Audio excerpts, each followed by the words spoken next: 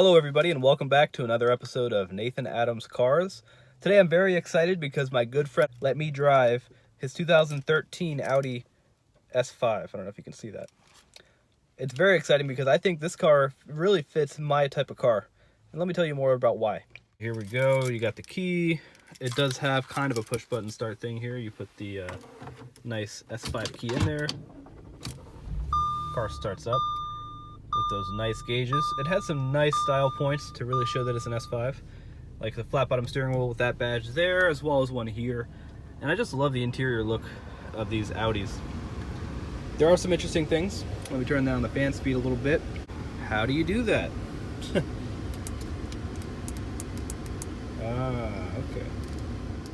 That's how. Yeah, it's interesting. You gotta get used to it. Well, the first time I've seen like the modern Audis, this is a previous gen of the S5. I really liked the way that these lights illuminate to show you the different AC controls. It's very nice. Down here you have these controls to control the screen, and the whole point, that touch screen there, you use this so that when you're driving, these buttons here correspond. Like the top corner button is going to be the presets, as you see up there, and then so on with the other ones as well. So that way Audi designed it that you can be driving and you don't have to look down. You can just kind of use it where your hand will be rested anyway, and it's a good look, or it's a good feel, should I say. It's kind of a clustered look, kind of an interesting one, and the volume control is all the way over here, so usually you're probably going to be using the steering wheel mount controls as well instead of that all the way over there. This is the coupe version, and it does have, I think all the S5s and A5s have this sunroof, moonroof, whatever you want to call it, that doesn't open up. That's one thing I didn't like about it. I love the way this car looks. I'm going to show you the outside. It's beautiful. But as far as this design goes, there's a button up here. You can see that. What it does is it pops up like that. You get a little bit of a breeze in here, but not much more than that. That's really all it does. It's nice to have that though. Better than nothing. And it has this mesh cover instead of a completely opaque one. You can kind of see through a little bit, so it's nice. You can open up, let the sun on, and really lighten up your day. So one of my favorite parts about this car, I don't know if it's just a single part or a collection of parts, but this car is so smooth at everyday driving. It's comfortable. It's kind of quiet here. If I'm just going at regular speed, it can be smooth. It has a good dynamic range of feeling between smooth and very sporty.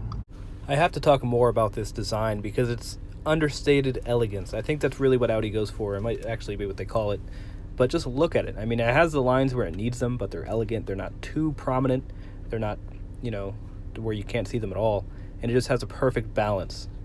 I really love the design of this, and I'm not alone. I've heard a lot of clients who come through the Audi dealerships talk about that as well, whereas the new one is a little bit sharp. They really love this smooth looking design. If you look under the hood of this 2013 S5, you will see a supercharged V6. I really love this engine, not only because of the way it sounds and feels, but it's just smooth, no lag, a lot of power. It's just fantastic. Now let's hear how that 3.0 supercharged V6 sounds.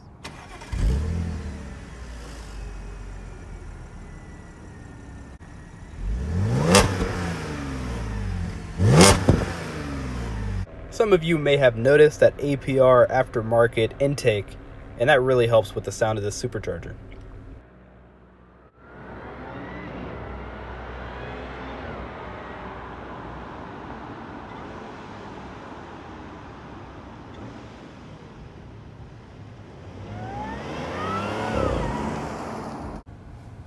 Alright, so my favorite thing about a car is that it has to be a good driver's car. It has to be practical, and it kind of has to be the whole package. That's what I like anyway. I'm a practical kind of guy. And this car has Quattro. Let's talk a little bit more about Audi Quattro. All right, let's talk about all-wheel drive and the benefits of Audi's Quattro system. As you can see, this is a longitudinal engine setup. So it is a V6, a 3.0 V6. It has 333 horsepower and no turbo lag, except the supercharged. It has a great sound, very smooth feel, and in addition to that, because it's that longitudinal setup, the power goes to the rear wheels, and Quattro is unique. That's the all-wheel drive system. Quattro is unique because it splits power in the middle of the car, as opposed to a system kind of like BMW, where it's the same longitudinal engine setup, power goes to the rear wheels, and if it needs, it'll send power up to the front to help aid with traction. But in the case with Audi's Quattro system, what it does is it sends power to the middle where it uses a self-locking center differential. And it can send power to the back, it can send power to the front, but it will always be 100% all-wheel drive. I don't remember the exact numbers, I'm going to put them on the screen, but I think it could split power by default something like 60-40, 60 in the back, 40 in the front, but it never goes below 10 or 20% power in that front axle. So it's always going to have grip. So what's the difference between Audi Quattro and BMW Xdrive? Audi Quattro is always on all-wheel drive. BMW, it might send power to the front if it needs it, so BMW is going to have more of a rear-biased feel. But it might have a little fraction of a second delay before it engages those front wheels, whereas this car will have them always engaged. Audi, when I went to the training for them, they talked about how proud they are of the proactive all-wheel drive system because it's always on, it's proactive, so it doesn't have to react to any type of slippage before it engages those other axles and those other wheels. So that's a benefit, but there is a bit of a caveat to that. If you look at a BMW like an M3 or any of their inline 6 engines, they're going to have the same longitudinal setup, but you're going to have 6 inline cylinders, and they're going to be having that weight kind of focused behind the axle. It's really going to help with the weight balance. Whereas in this car, because it has that complicated center differential, the self-locking center differential, the engine is pushed up in front of this axle. Let's get directly in line with the axle, and you can see the weight of the engine, all 6 of those cylinders, is right on top of the axle, maybe a little bit forward.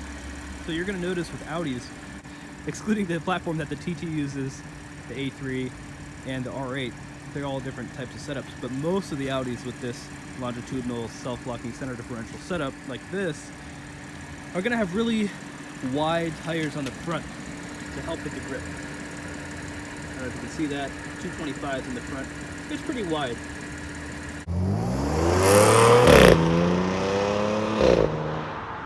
Alright, I just drove this thing around for you guys to be able to hear it and see how it accelerates and all of that, and I heard the supercharger whine. It was so nice. I think it has to do with that APR intake that's installed on this car, because I don't know if you're supposed to be able to hear that whine from that far away, but it sounds nice. I like it.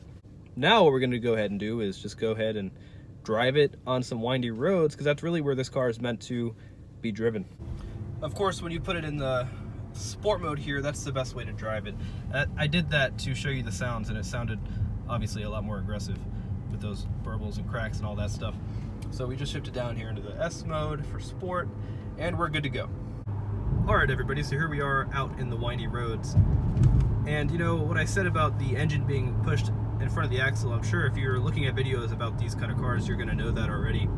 It does make a difference for the handling dynamic, but let's see how much of a difference, and let's see if it really is a disappointment or if those front tires really help us grip in. I think I already know the answer to that. I could drive this car all day with the exhaust sounds that it makes. So nice. Let's slow down a little bit so we can hit these turns nicely. It's really going to be a good test to see how well, you know, because the car can send more power to the back when you need it to help push you around the turns. We'll see if it handles that here.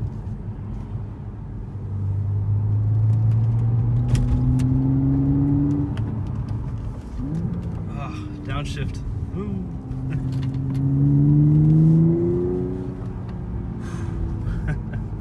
No problems at all handling these turns. I can tell that there's a little bit of a push in the front end. It's so subtle, but it's a noticeable difference. I love that section of road, and in this car it's super nice. Super nice, because it doesn't matter if you're pushing the front end out a little bit. If you're starting to understeer a little bit, you hit the gas and it pulls you through. It's just amazing. Alright, we're in Northern Virginia. Let's see if anybody knows how to use roundabouts, traffic circles. I don't think anybody does. We're not going to do any circles.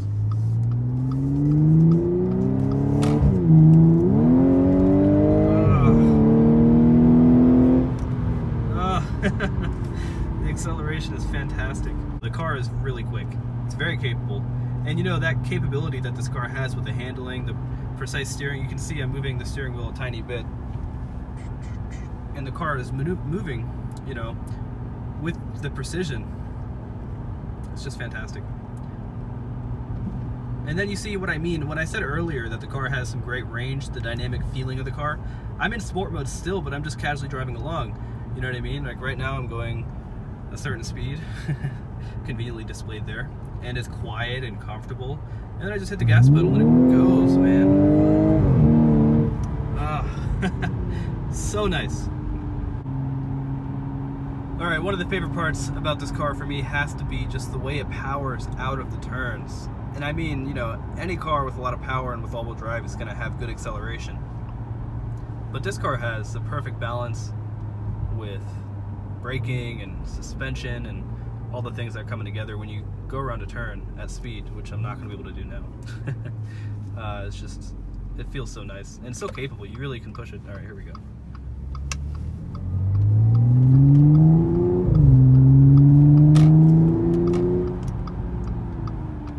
And then you can get out of the way of oncoming traffic if you need to.